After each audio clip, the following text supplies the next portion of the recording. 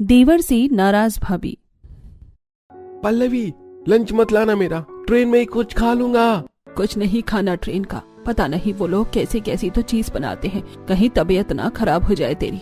जरा अपने आप को तो देख पहले, कितना दुबला पतला हो गया है। अब क्या करूं, मेरा काम ही ऐसा है, कभी इस शहर से उस शहर, उस शहर से किसी और शहर। बस कुछ टाइम की और बात है, फिर एक जगह ही अपना काम सेट कर लूंगा। ये लीजिए, इसमें मैं आपका खाना पैक कर दिया है और इसमें लड्डू हैं। तुम और माँ बिल्कुल एक जैसी हो। वैसे ये राघव कहाँ है? कल रात भी पता नहीं कब घर आया कब नहीं, उसे पता है ना आज जा रहा हूँ मैं। अरे आज संडे है ना, छुट्टी है उसके ऑफिस की, जरूर सो रहा होगा। मैं देख कर आती हूँ उसे। माँ जी आप नाश्ता करिए, मैं देख कर आती हूँ देवर जी को। पल्लवी अपने देवर राघव के कमरे में जाती है और देखती है कि राघव आराम से खर्राटे लेते हुए सो रहा है। ये लो, ये जनाब तो आराम से घोड़ी बेचकर सो रहे हैं। राघव, तुम्हारे भैया जा रहे हैं, और जाओ, मिलना नहीं है क्या उनसे? भाभी थोड़ी देर सोने दीजिए ना, अभी उठ जाऊंगा थोड़ी देर में। अरे आज छुट्टी है, पूरे दिन सोते रहना, लेकिन कम से कम अपने भाई को बाय तो बोल दो। पल्लवी बार बार राघव को नींद से उठाने की कोशिश करती है, लेकिन राघव बिस्तर छोड़ने को ही तैयार नहीं होता, जिसे देखकर पल्लवी बाथरूम में जाती है और मग में पानी भरकर लाती है। देवर जी, अब आप उठोगे नहीं बल्कि भागोगे। पल्लवी पानी से भरा वो मग सीधा राघव पर डाल देती है। इस ठंड के मौसम में अपने ऊपर ठंडा पानी पड़ने से राघव एकदम घबरा कर उठता है, तो वहीं पल्लवी इस तरह राघव को देखकर जोर जोर से हंसने लगती है। क्यों देवर जी, आया ना मजा? आपका मुंह धोना और नहाना मैंने एक साथ ही कर दिया। अब आप बाहर जाकर नाश्ता कर लीजिए। भाभी ये क्या किया आपने, पूरा गीला कर दिया मुझे। अरे ठंड लग रही है, आपको क्या लग रहा है ये करके आप बच जाओगी? अभी बताता हूँ मैं आपको। राघव जैसे ही पल्लवी के पास आने लगता है कि तभी फर्श पर पड़े पानी की वजह से अनिकेत फिसल कर गिर जाता है, जिसे देखकर पल्लवी और जोर जोर से हंसने लगती है। अरे मेरे प्यारे देवर जी, पहले अपनी चाल तो ठीक कर लो, फिर पकड़ लेना मुझे। पल्लवी अब हंसते हुए बाहर हॉल में आ जाती है। तभी पल्लवी के पीछे पीछे राघव भी आता है और राघव को इस तरह गीला देखकर सुषमा, अरे ये क्या राघव, तू कपड़ों में ही नहा लिया? भैया आप भाभी को समझा लो, पता है मैं सो रहा था और भाभी ने आकर मुझ पर ठंडा पानी डाल दिया। भाई ये देवर भाभी की लड़ाई में मुझे मती घसीटो, तुम दोनों में से कोई भी कम नहीं है। माँ अब मैं चलता हूँ, ट्रेन का वक्त होने वाला है, अगले महीने जल्दी आने की कोशिश करूंगा। और तू राघव, नई जॉब लगी है, अच्छे से काम करना। पल्लवी तुम भी अपना ख्याल रखना। सभी अनिकेत को बाहर गाड़ी तक छोड़ देते हैं और अब सुषमा और पल्लवी तो वापस घर में आ जाती हैं, लेकिन वहीं राघव। भाभी आपको क्या लगा, आपका देवर ये आपकी हरकत भूल गया? अब आप देखो मैं क्या करता हूँ। इसी तरह शाम हो जाती है। खाना बनाकर पल्लवी बाथरूम में जाकर फेस वॉश करने लगती है कि तभी पीछे से राघव भी बाथरूम में आ जाता है और पल्लवी का फेस वॉश उठाकर बार बार उसके हाथ पर डालने लगता है, जिससे झाग बनना बंद नहीं होता। अरे मैंने तो थोड़ा सा ही फेस वॉश लिया था, पर इतना झाग कैसे बन गया जो पानी से भी कम नहीं हो रहा? पल्लवी जैसे ही नल खोलकर हाथ आगे करके मुंह धोने के लिए पानी लेती है, राघव वैसे ही पल्लवी के हाथ पर बार बार फेस वॉश डालने लगता है। अरे ये फेस वॉश है, ये क्या है, कितना झाग है इसके अंदर? क्यों भाभी, अब आ रहा है ना मजा? अभी तो बस शुरुआत है, आगे आगे देखती जाओ मैं क्या करता हूँ। पल्लवी अब काफी ज्यादा इरिटेट हो जाती है और जैसे ही आंख में पानी डालकर पल्लवी अपनी साइड पर देखती है तो उसे राघव दिखता है और उसके हाथ में फेस वॉश। ये देखकर पल्लवी सब समझ जाती है। अच्छा बच्चू, ये सब तुम्हारी शरारत है, अभी बताती हूँ तुम्हें। भाभी पहले पकड़ तो लो। राघव जल्दी से बाथरूम के बाहर आ जाता है। पल्लवी साइड में रखे टॉवल से अपना मुंह पोंछकर जैसे ही बाहर हॉल में आती है तो हॉल में मौजूद राघव, पल्लवी की सास और पड़ोसन मायावती पल्लवी को देखकर जोर जोर से हंसने लगते हैं। अरे पल्लवी बहू, ये कौन सा मेकअप कर रखा है तुमने? मार्केट में कोई नया लुक आया है क्या? अरे आंटी आपको नहीं पता, ये मेरी भाभी का लेटेस्ट मेकअप लुक है, अच्छा है ना? मेकअप? लेकिन मैंने तो कोई मेकअप करा ही नहीं है, तो आप लोग मुझे ऐसे देखकर हंस क्यों रहे हैं? मेरे चेहरे पर कुछ लगा है क्या? बहू तो कुछ की बात कर रही है, बहुत कुछ लगा है, एक बार अपना चेहरा आईने में तो जाकर देख। पल्लवी अब जैसे ही वापस बाथरूम में जाकर आईने में अपना चेहरा देखती है तो उसके होश उड़ जाते हैं। दरअसल उस टॉवल में राघव ने पहले से ही चारकोल का काला पाउडर डाल दिया था और जैसे ही पल्लवी उस टॉवल से अपना मुंह पोंछती है तो उसका मुंह काला हो जाता है। ये देखकर पल्लवी को काफी ज्यादा गुस्सा आता है। ये तुमने सही नहीं किया, बाहर वालों के सामने भी आज तुमने मेरी बेइज्जती करवाई है, मैं तुमसे कभी बात नहीं करूंगी। पल्लवी अपने देवर राघव से गुस्सा होकर बैठ जाती है और अगले दिन जब सभी नाश्ता कर रहे होते हैं भाभी आपने गोभी के पराठे बनाए हैं, आप जानती हो ना मैं गोभी के पराठे नहीं खाता, मेरे लिए आप सैंडविच बना दो। पल्लवी राघव की बात का जवाब नहीं देती और मुंह बनाकर किचन में चली जाती है। ये देखकर सुषमा, तू मुझसे पूछे इससे पहले मैं ही तुझे बता देती हूँ, तेरी भाभी नाराज है तेरे से। कल तूने मायावती के सामने ही उसके साथ ऐसा मजाक किया, अब जाकर मनाओ उसे। राघव ऑफिस चला जाता है और शाम को गुलाब का फूल लिए अपनी भाभी के कमरे में आता है। भाभी आप कब तक नाराज रहोगे? आप तो जानती हो ना कि जब आप मुझसे नाराज हो जाती हो तो मेरा दिल नहीं लगता। पता है आज मैं पूरे दिन ऑफिस में ठीक से काम नहीं कर पाया। अच्छा आप मान भी जाओ ना, ये देखो मैं आपका फेवरेट फूल लेकर आया हूँ। राघव पल्लवी के पीछे फूल लेकर घूमता रहता है, लेकिन पल्लवी राघव की किसी भी बात का जवाब नहीं देती, जिसे देखकर अब राघव पल्लवी के पैरों के पास जमीन पर लेट जाता है। ये आप क्या कर रही हो? उठो। भाभी आप जब तक मुझे माफ नहीं कर देती मैं ऐसे ही आपके पैरों में लेटा रहूंगा, मुझे माफ कर दीजिए ना। ठीक है बाबा, किया, अब उठो तो। आखिरकार पल्लवी मान जाती है। पल्लवी और राघव का ये देवर भाभी का रिश्ता काफी ज्यादा नोक झोंक और प्यार से भरा था। इसी तरह वक्त गुजरता है और आज पूरा परिवार राघव के लिए लड़की देखने जाता है। बहन जी, मैं तो शुरू से ही अपनी बेटी के लिए एक छोटा सा परिवार चाहती थी। वो क्या है ना, हमारा खुद छोटा सा परिवार रहा है, तो इसे इतने बड़े परिवार में रहने की आदत सी नहीं है। हमारा भी छोटा सा ही परिवार रहा है। इनके पिताजी 1 साल पहले ही गुजर गए और मेरा बड़ा बेटा भी अक्सर काम के सिलसिले में बाहर ही रहता है। बस मैं और मेरी बड़ी बहू, छोटा बेटा घर पर ही रहते हैं, और अब छोटी बहू भी आ जाएगी तो दिल लग जाएगा। थोड़ी देर में ममता अपनी बेटी आशा को लेकर आती है और अब सभी आशा से बात करने लगते हैं।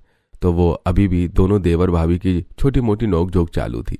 कभी पल्लवी अपने देवर को हल्की सी लात मारती तो कभी राघव अपनी भाभी के बाल खींचता। ये सब आशा बड़े ध्यान से नोटिस कर रही थी और आशा अपनी माँ के साथ कमरे में आती है। मुझे ये शादी नहीं करनी। आपने उन दोनों को देखा था कैसे एक दूसरे से चिपक कर बैठे थे? मुझे तो लगता है उन दोनों देवर भाभी का कोई चक्कर चल रहा है। लग तो मुझे भी ऐसा ही रहा था। और वो सुषमा जी, वो तो उन्हें कुछ बोल ही नहीं रही थी। ममता कोई ना कोई कारण देकर रिश्ते से मना कर देती है और अभी इसी तरह कुछ समय और गुजर जाता है। आज सुषमा अपने दोनों बेटे और बहू के साथ एक शादी में आई हुई होती है कि तभी राघव की एक अंजलि नाम की लड़की से टक्कर हो जाती है और किसी फिल्मी सीन की तरह टक्कर के बाद वो दोनों एक दूसरे को देखने लगते हैं, जिसे सुषमा भी नोटिस कर लेती है और अपनी सहेली संगीता से। वैसे संगीता, ये लड़की कौन है? बार बार शादी में मेरी इसी पर नजर जा रही है। कितनी सुंदर है ना। अंजलि नाम है इसका। वो करुणा है ना, उन्हीं की देवरानी की बेटी है। बड़ी ही प्यारी बच्ची है। अभी अभी पढ़ाई पूरी हुई है इसकी। इसके घर वाले इसके लिए एक अच्छा सा रिश्ता देख रहे हैं। मैं भी अपने राघव के लिए एक ऐसी ही लड़की का रिश्ता देख रही हूँ। जरा मेरी इसके घर वालों से बात करवाओ ना। सुषमा शादी में ही अंजलि के घर वालों से अंजलि और राघव की बात शुरू कर देती है। तो वहीं शादी में राघव और अंजलि एक एक निगाह से बार बार एक दूसरे को देखे जा रहे थे और जब उन्हें अपने रिश्ते की बात पता चलती है तो वो लोग भी खुशी खुशी हाँ कर देते हैं। इसी तरह कुछ वक्त गुजरता है और आज राघव की शादी होती है। अपनी बड़ी भाभी होने का फर्ज निभाते हुए अपने देवर को तैयार कर रही होती है। देवर जी, आखिरकार आपको इतनी सुंदर लड़की मिल कैसे गई? मुझे तो अभी भी यकीन नहीं हो रहा है। कहीं आपने कोई उस पर काला जादू तो नहीं किया? वैसे ही भाभी जैसे आपने मेरे हैंडसम भैया को फंसाया था अपने प्यार के जाल में। अच्छा जी, मैंने तुम्हारे भैया को नहीं फंसाया था, वो तो खुद मेरे पीछे पीछे आए थे। भाभी रहने दो, मैं जानता हूँ मेरा भाई अपने कॉलेज टाइम में काफी स्मार्ट था, तभी तो आपने सामने से आकर प्रपोज किया था। थोड़ी देर में अब वो सभी बारात लेकर निकल जाते हैं और धूमधाम से शादी करने के बाद अब नई नवेली बहू को लेकर घर आ जाते हैं। माँ जी, मुझे तो अभी भी यकीन नहीं हो रहा है देवर जी को कितनी सुंदर लड़की मिली है। अंजलि, कहीं तुम्हारे चश्मे का नंबर तो नहीं बढ़ गया था? आखिरकार तुम्हें मेरे इस लंगूर देवर में पसंद क्या आया? भाभी, आप मेरे पति को लंगूर कैसे बोल सकती हैं? ये मेरे पति हैं अब। ओह, लगता है पतिदेव से कुछ ज्यादा ही प्यार है देवरानी जी को। आपके पति से पहले ये मेरे देवर थे और इन्हें मैं लंगूर क्या, इनके तो मैं कान ही खींचूंगी। इतना कहकर पल्लवी सभी के सामने राघव के कान खींचने लगती है, जिसे देखकर सभी लोग हंसने लगते हैं। लेकिन वहीं ये सब देखकर अंजलि का मुंह बन जाता है और अब छोटी मोटी रस्मों के बाद पल्लवी अंजलि को लेकर उसके कमरे में आ जाती है। थोड़ी देर में राघव भी अब कमरे में आता है और दोनों एक दूसरे के हाथ पकड़े प्यार भरी बातें करने लगते हैं। अंजलि, जब मैंने तुम्हें पहली बार देखा था तभी मैं समझ गया था कि हमारा कुछ न कुछ तो कनेक्शन है। अच्छा जी, वैसे तो हमारी अरेंज मैरिज है, लेकिन कभी कभी मुझे अपनी अरेंज मैरिज कम लव मैरिज ज्यादा दिखती है। दोनों प्यार भरी बातें कर ही रहे होते हैं कि तभी राघव की साइड टेबल पर रखा अलार्म बजने लगता है।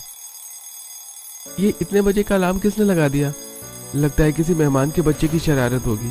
राघव जैसे ही उस अलार्म को बंद करता है कि तभी कमरे में रखे दूसरे घड़ी का अलार्म बजने लगता है। एक एक करके कमरे में अब चारों तरफ से अलार्म की आवाज शुरू हो जाती है।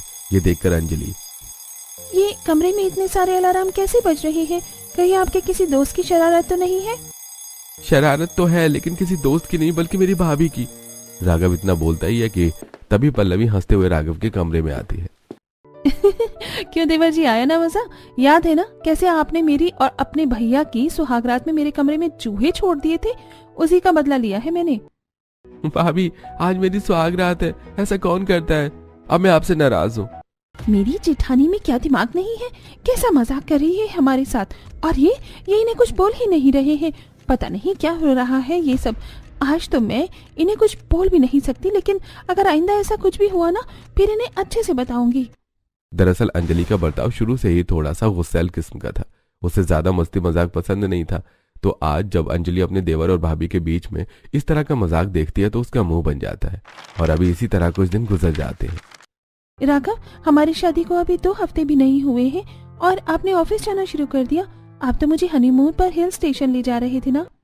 लेकिन अभी काम का काफी ज्यादा बर्डन है, मैं अगले महीने देखता हूँ।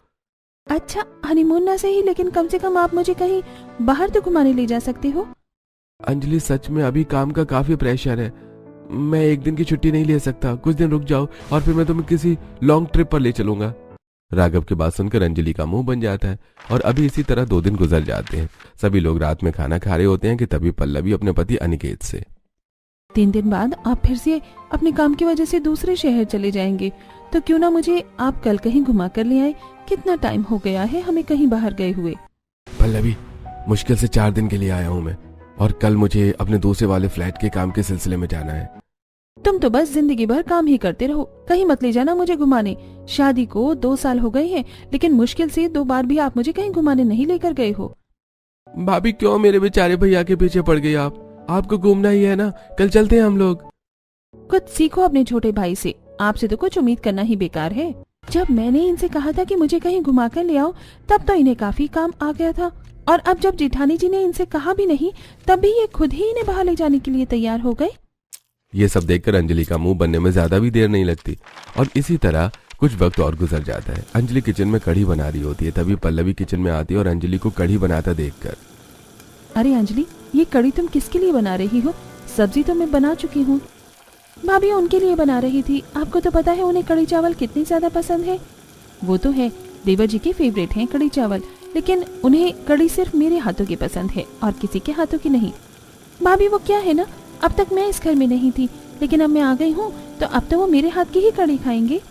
चलो देखते हैं फिर आज देवर जी किसके हाथ की कढ़ी पसंद करते हैं, तुम्हारी या मेरी। पल्लवी भी अब अंजलि के साथ साथ कढ़ी बनाने लगती है। थोड़ी देर में राघव ऑफिस से आ जाता है और अब दोनों देवरानी जेठानी अपनी अपनी कढ़ी राघव को परोसती हैं। आपको किसकी कढ़ी अच्छी लगी? मेरी बनाई हुई ना? हाँ, तुम्हारे हाथ की कढ़ी मुझे सबसे ज्यादा अच्छी लगी। आज तो मैं 2-3 कटोरी कढ़ी ऐसे ही पी जाऊंगा। मैंने तो पहले ही कहा था कि मेरे पति को मेरे हाथ की कढ़ी ज्यादा पसंद आएगी, ना कि अपने भाभी के हाथ की। कैसे मुंह बन गया इनका? राघव की बात सुनकर पल्लवी का मुंह बन जाता है और वो कमरे में जाकर बैठ जाती है।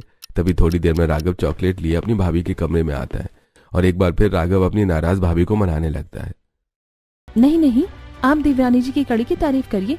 भूल गए वो दिन जब आधी रात में आपको कढ़ी खाने का मन होता था तो कैसे मैं उठकर बनाती थी। भाभी, कढ़ी तो आप ही की अच्छी थी, लेकिन अगर मैं अंजलि के सामने ये बात कहता तो वो नाराज हो जाती, और नाराज बीवी को मनाना इस दुनिया का सबसे मुश्किल भरा काम है। भाभी, अब तो मैं उठक बैठक भी कर रहा हूँ कान पकड़कर। अरे अब तो अपने देवर को माफ कर दो। राघव को इस तरह उठक बैठक करता देखकर पल्लवी की हंसी निकल जाती है और अब नाराज पल्लवी अपने देवर को माफ कर देती है कि तभी अंजलि सुषमा के साथ किसी काम से पल्लवी के कमरे में आती है। अंजलि राघव को अपनी भाभी से इस तरह उठक बैठक करता हुआ माफी मांगता देखती है तो वो एकदम से चौंक जाती है। ये सब क्या हो रहा है? अभी तो ये कुछ भी नहीं है, ये तो रोज का ही है इन दोनों का। इन दोनों की तो रोज की इसी तरह नोकझोंक होती रहती है और आए दिन दोनों एक दूसरे से माफी मांगते रहते हैं। सुषमा के लिए ये सब हंसी मजाक ही था, लेकिन अंजलि के लिए अब ये सब काफी ज्यादा हो रहा था। जैसे ही राघव अपनी भाभी से माफी मांग कर कमरे में आता है तो अंजलि उसे एकदम से सुनाने लग जाती है। क्या जरूरत थी इतनी जल्दी आने की? अपनी भाभी के पास ही रहते ना, मुझे तो कभी इस तरह माफी नहीं मांगी। तो तुमने देख लिया था। अरे यार, अब तुम ही बताओ मैं क्या करता, भाभी को इस तरह नाराज थोड़े ना रहने देता। बीवी नाराज हो या ना हो उससे फर्क नहीं पड़ता तुम्हें, लेकिन भाभी नाराज नहीं होनी चाहिए। राघव अंजलि को काफी समझाने की कोशिश करता है, लेकिन अंजलि राघव से काफी ज्यादा गुस्सा होती है और अभी इसी तरह कुछ दिन गुजर जाते हैं। अरे भाभी, आप आज तो बर्तन धोने की बारी मेरी थी ना, तो तुम बर्तन धो लो, मैं जब तक शाम के लिए सब्जी काट लेती हूँ। पल्लवी सब्जी काटते काटते एकदम से राघव को आवाज देकर किचन में बुलाती है। राघव, ऊपर वाली शेल्फ से जरा मुझे वो डिब्बा निकाल कर दे दोगे, मेरा हाथ नहीं पहुँच रहा। दे तो दूंगा भाभी, लेकिन इसमें कोई आपकी शरारत तो नहीं है ना? अरे बाबा, इसमें भला मेरी क्या शरारत हो सकती है, तुम जल्दी से डिब्बा दो। पल्लवी के कहने पर राघव जैसे ही शेल्फ खोलता है तो एकदम से उस पर ढेर सारा आटा गिर जाता है। क्यों बेटा, आया ना मजा? उस दिन तुमने भी मेरे साथ ऐसे ही किया था। भाभी अभी तो मैं नहा कर आया था, अब दोबारा नहाना पड़ेगा मुझे। ये सब देखकर अंजलि को काफी ज्यादा गुस्सा आता है और वो गुस्से से, हर वक्त हंसी मजाक अच्छा नहीं लगता। मैंने थोड़ी देर पहले किचन साफ किया था और अब आप दोनों ने इसे पूरा गंदा कर दिया। अरे अंजलि, तो क्या हुआ, आटा ही तो गिरा है, दोबारा साफ हो जाएगा। अगर हो जाएगा ना तो फिर आप दोनों ही करिए, मैं नहीं करने वाली। इतना कहकर अंजलि गुस्से से अपने कमरे में चली जाती है। तो वहीं अंजलि का ऐसा बर्ताव पल्लवी को काफी अजीब लगता है। इसी तरह समय गुजरता रहता है और आज अंजलि की थोड़ी तबीयत खराब होती है। राघव, आज मेरे सर में काफी दर्द हो रहा है, मुझे डॉक्टर के पास ले चलो ना।